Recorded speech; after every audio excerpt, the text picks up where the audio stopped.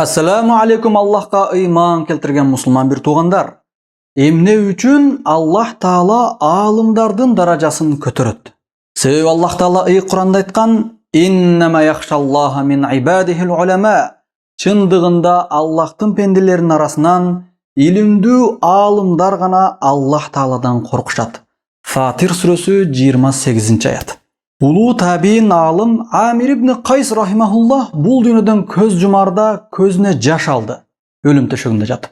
Ал өзүн токтото албай ыйлады. Ошондо анын абалынан кабар алып келген адамдар жанында турушуп: "Сиз эмне себептен көзүңүзгө жаш алып ыйлайсыз? Себебин айтып бериңизчи" деп сурашты. Ошондо ал алым Амир ибн Кайс рахимахуллах мынтип айтты: "Менин бул өксүгүм, кайгыруум өлүмдөн коркуп же мал мүлкүмдөн ажырап калуум үчүн эмес. Мен дүйнө иштери үчүн кайгырып көзүмө жаш алган жокмун. Бирок мен чаңкоого карабай ысык күндөрдө кармала турган орозодон жана кыштын узун түндөрүндөгү таң агарып атканга чейин окула турган түнкү тахажжуд намазынан айрылып жатканыма кайгырып жатамын" дейт.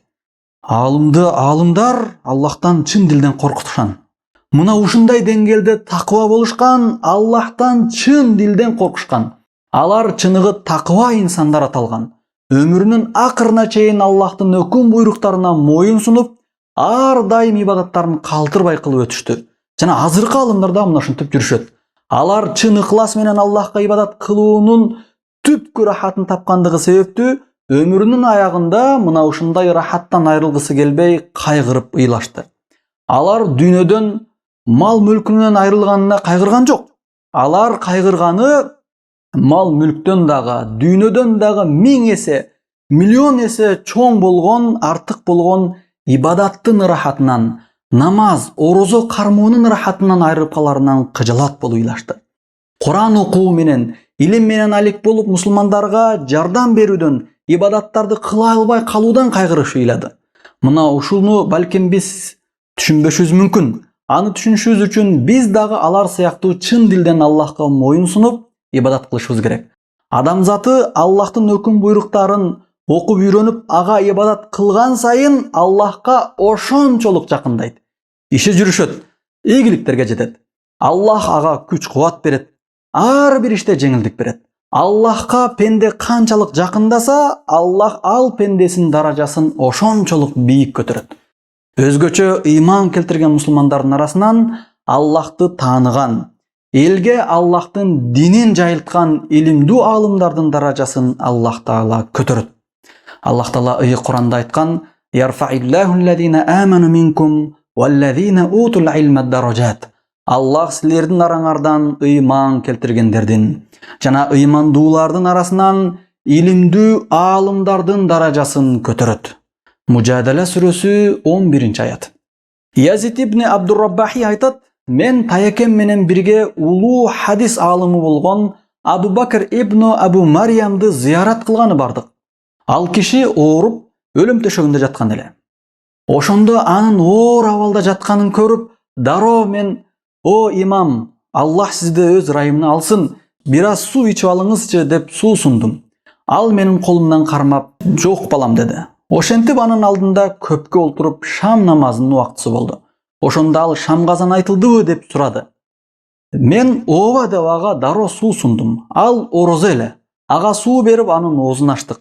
Оозачар болуп ал орозосун толуктагандан кийин ал ошол жерден жан берди. Караңыздар, өмүрүнүн акыркы деминде да ал ибадатын кылып өттү. Урматтуу мусулман боордоштор, караңыздар, булар өмүрүн Аллахка ибадат кылуу менен, Аллахтын динин жайылтуу менен өткөргөндүктөн бүткүл өмүрүн Аллах Таала алардын атын тарыхка калтырып, жашоосун бизге үлгү сабак кылып койду. Алар Аллахтан чын дилден корккондуктан аларды адамдар да сыйлаган, баркташкан.